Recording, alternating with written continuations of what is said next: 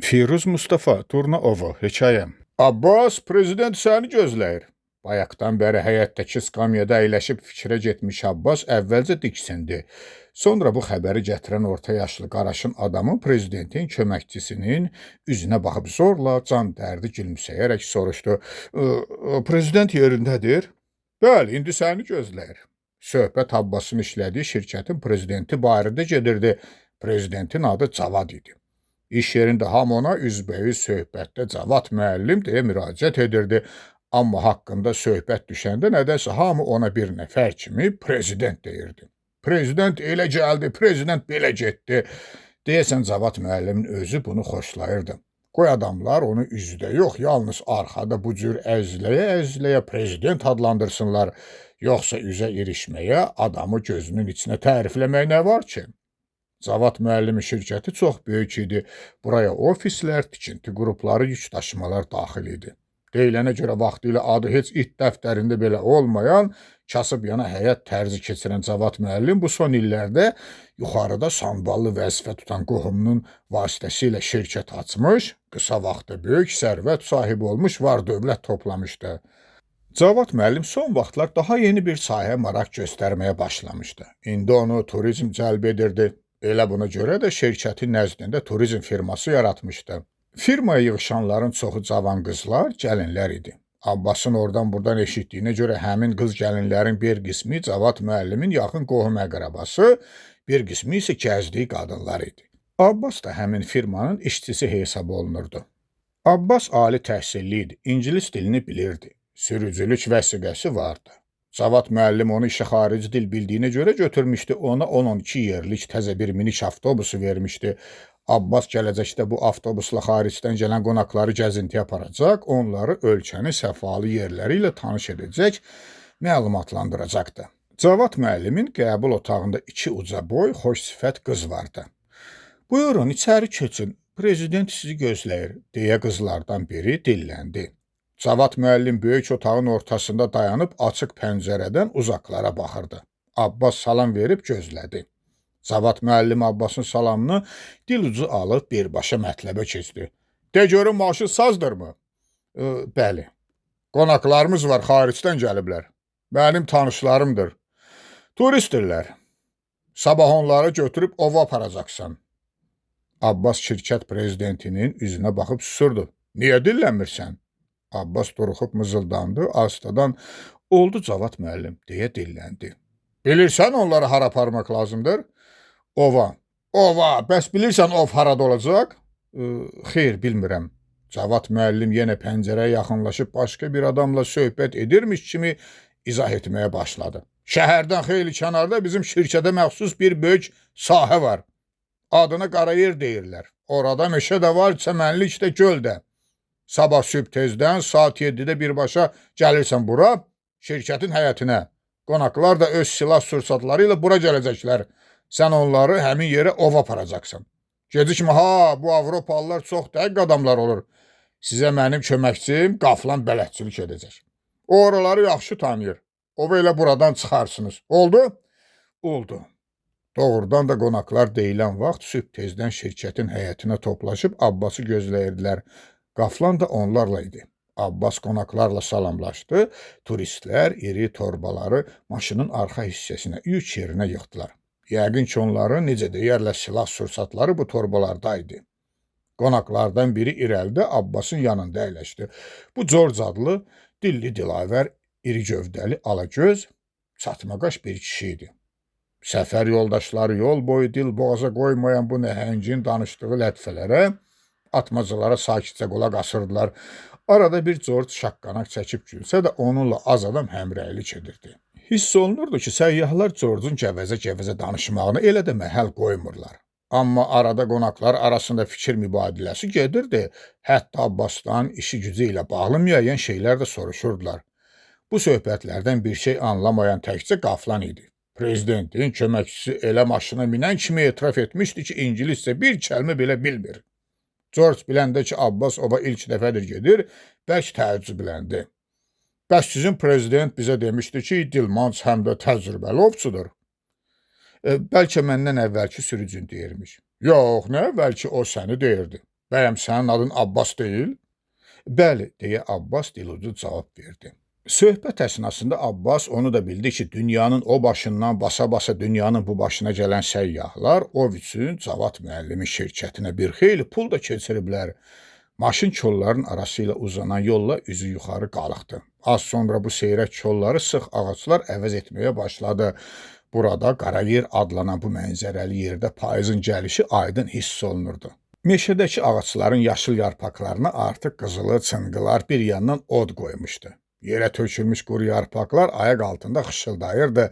Meşənin ortasında kiçik, şəffaf sulu, dibindəki yosunları aydın görünən bir göl vardı. George Abbasa sarı dönüb ucadan "Saxla!" deyə qışqırdı. "Yəqin ki, durnalar bu gölün üstündən uçurlar. Buralarda ayrı yerdə göl yoxdur ki." Abbas qonağın dediklərini Qaflana tərcümə etdi. Qaflan başını yellədib dedi: "Hə, kişi düz deyir. Bu bizə lazım olan göldür. Payızda durnalar bu gölün üstündən uçub gedirlər." Abbas əyləci basdı. Ovçu səyyahlar maşından yerə tökülüşüb səfər çantalarını açdılar. Tüfənglərini götürüb cəld gölə sarı addımladılar. George deyəsən aralarında ingilis dilini bilən adamın olduğunu unudub, dodaqaltı mızıldandı. "Axmaq adam, biz ələ salıb deyəsən. Bəs durnalar hanı?" "Hanı durnalar?" deyə səyyahların hamısı sanki xorla dillənib Abbasın üzünə baxdılar. George hiccəli-hiccəli Abbasa üz tutdu. "O dostundan soruş gör buralarda haçansa öz gözləri ilə durna görübmü?" Abbas deyilənləri Qaflana tərcümə etdi. Qaflan əlüstü cavab verdi. "Əlbəttə görmüşəm. Hətta bəzən durnalar bu gölün sahilinə enir. Burada dincəlib nəfəslərini dərir, sonra təzədən yollarına davam edirlər." George dedi: "Siz özünüz indiyəcən heç durnovuna çıxmısınızmı?" Abbas biraz duruxdu. "Yox, bizdə ümumiyyətlə durnaya güllə atmırlar." George təəccüblə müsahibinə baxdı. İndi onun çatma qaşları daha da dartılmışdı. "Sizinkilər niyə ovlamırlar durnanı?" "Bu günah hesab olunur." George qəfildən qəş edib güldü. "Günah? Pahu! Bunlarda quşlara güllə atmaq günah sayılır. Yaxşı, bəs onda sizin prezidentiniz bizi buraya nə üçün dəvət edib? Axı o özü bizə dedi ki, mən hər il payız düşəndə durnovuna çıxıram. Elə isə ya siz yalan deyirsiniz, ya da sizin şefiniz." Abbas çiyinlərini çəkib sustu. Səyyahlar çantalarını yerə bozarmış otların üstünə qoyub qurdalanmağa başladılar. Abbas məəttəl qalmışdı. Əcnəblərin hər torbasına 5-6 durna çıxırdı. Abbas handan-hana bu quşların kauçukdan düzəldiyinin fərqinə vardı.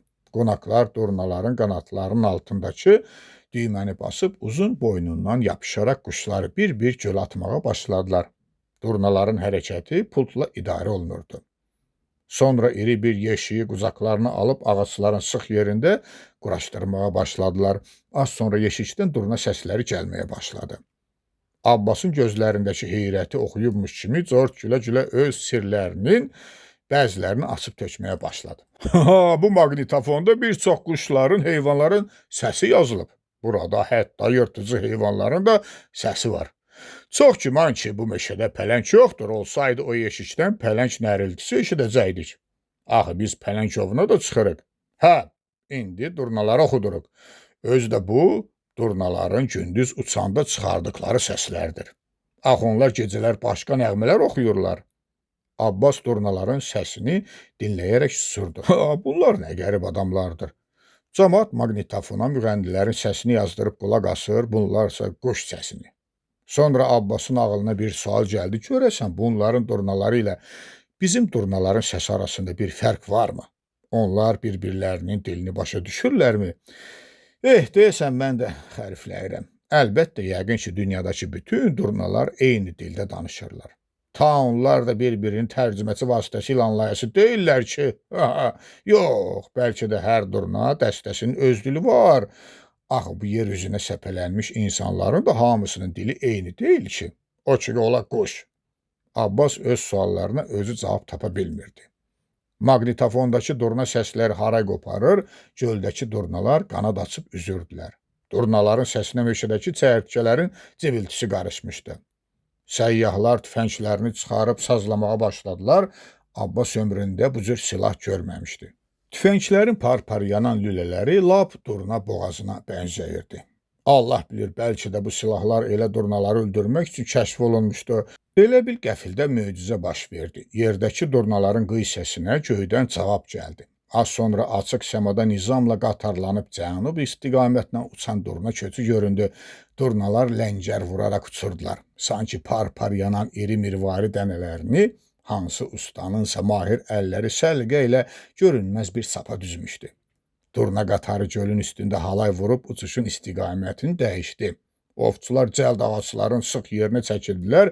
George qaflanla Abbasa baxıb əli ilə öz ağzını qapadı. Çıs! Bu demək idi ki, cıqqırınızı çıxarmayın. Puskuda duran ovçular silahlarının tətiyini çəkib gözləməyə başladılar. Durna qatarı gölün üstündə halay vururdu. Göldəki durnalar səs-səsə verib qaqqıldaşırdılar. Görəsən bu saxta, yalancı durnalarla gölün üstündə dövrə vuran durnalar bir-birlərini anlayırdılarmı? Görəsən onlar bir-birini tərcüməsiz başa düşə bilirdilərmi? Daha doğrusu əsl quşlar bu saxta bic durnaların qaqqıltısından bir şey anlayırdılarmı? Bu həssas quşlar doğrudanmı onları gözləyən fəlakətdən bir xəbər idilər? Abbasın diqqəti göydə idi. Ay bədbəxtlər, hara gəlirsiniz? Bu adamlar indiyəcən gördüyünüz bütün yırtıcılardan qorxuludur. Öz marşrutunuzdan çıxmayın, uçun gedin, yolunuza davam edin. Deyəsən quşlar duyuq düşməyə başladılar. Onların qırımından hiss olunurdu ki, nədənsə yeri enmək istəmirlər. Sanki quşlar Abbasın ürəyindən keçənləri duymuşdular. Digər ki, durnaların qırımını qazdan ayıb çox tez duydu. Durnalar gölün üstündə bir-iki dəfə halay vurub təzədən nizama düzüldülər. George astadan əmr verdi. Tüfənglərin hamısı eyni vaxtda şaqqıldadı. Yaralı durnalar, daş parçaları kimi tappıltı ilə gölə düşməyə başladılar. Gölün üstündəki kiçik qırmızı qan ləkələri get-gedə tündləşib böyük həlqələrə çevrildi. Göldəki kauçuk durnalar hələ də öz işlərində idi. Onlar suda cəhcəh vuraraq atılıb düşür, bu yandan baş vurub o yandan çıxırdılar. Göydəki durnaların səhvi, nizamı pozulmuşdu. Sanki onların düzüldüyü sap indi qırılmış, oradakı iri, parlaq mirvari dənələri yerə göyə səpələnmişdi. Səhvdən qopub suya tökülən durnaların yanıqlı qıy-qiyamət aləmi başını götürmüşdü. Çaxmaqlar çaqqıldayır, güllələr şaqqıldayırdı. Suda çırpınan yaralı durnalar zərif boyunlarını irəli uzadıb sahilə sarı üzürdülər. İndi sanki onlar imdadı göydən yox, qurudan gözləyirdilər. Amma onları burada odlu lülələrdən səpələnən odlu qurşun qırmalardan başqa heç kəs gözləmirdi. Salamat qalan, amma pərakəndə halda səpələnmiş durnaların bir neçəsi nəhayət özlərində güc taparaq təzədən qatara düzülüb qıy vurdular. İndi onlar dövrə vurub təzədən cənuba sarı istiqamət götürmüşdülər. Allah bilir o sağ qalan quşlar qıy çəkməklə nə demək istəyirdilər. Bəlkə bununla ölən dəst üzvlər ilə vidalaşırdılar. Bəlkə də onlar bu yolla göldə üzən durnalar öz nifrətlərini bildirirdilər. Bütün bunları bilmək insanlar üçün çətin bir iş idi. Axı kim idi durna dilini anlayan? George kolların arasından çıxıb ağır addımlarla gölə sarı yeridi. Dəst üzvləri də onun arxasınca irəliyə yönəldi. Səyyah ovçular maqnitofonu söndürüb bir xeyli göldəki ölü və diri quşlara tamaşa etdilər. Maqnitofon söndüyündən kauçuk quşlar susmuşdu. İndi yalnız yaralı quşların səsi eşidilirdi. Yaralı durnalardan biri qanatlarını sürüyə-sürüyə sahilə çıxıb ətrafa boylandı. Sonra quş ləngər vura-vura adamlara sarı sürünməyə başladı. George tüfəngi sinəsinə yaxınlaşdırıb nişan aldı. Bayaqdan içini yeyə qalmış Abbas qeyri-ixtiyar əlini irəli uzadıb silahın durna boğazına bənzəyən lüləsini yuxarı qaldırdı. Tüfəngin ağzından çıxan tüstü topasının qoxusu ətrafa yayıldı. George'un qaşları təəccüblə çatıldı, amma bir an keçməmiş onun qəhqəhəsi yaralı quşların səsinə qarışdı. Ha, təbiətə sevgi, quşlara, heyvanlara məhəbbət. Əlbəttə bu yaxşı əlamətdir. George biraz susub üzünü Abbasla qaflana sarı tutdu. Amma məncə sizin hər biriniz quş əti də yeyir, heyvan əti də. Qonaqların hamısı güldü, İngilis dilində bir kəlmə söz belə anlamayan qaflan da qonaqlara qoşulub gülməyə başladı. Göydəki durna qatarı çəkilib getmişdi, meh əsirdi. Bir müddət araya sükut çöktü. Deyəsən artıq yaralı quşların hamısı ölmüşdü. Bayaqdan yanlarını basa-basa onlara sarı sürünən durna yaxınlıqdakı nəhəng ağac kötüyünün dibində yerə çökmüşdü. Quşun uzun boynu ilan kimi qıvrılmışdı. Abbasın heç olmasa bir durnanı xilas etmək cəhdi də puça çıxmışdı. Səyyah ovçulardan biri kənardan idarə edilən pultu basıb göldəki durnaları sahilə çağırdı.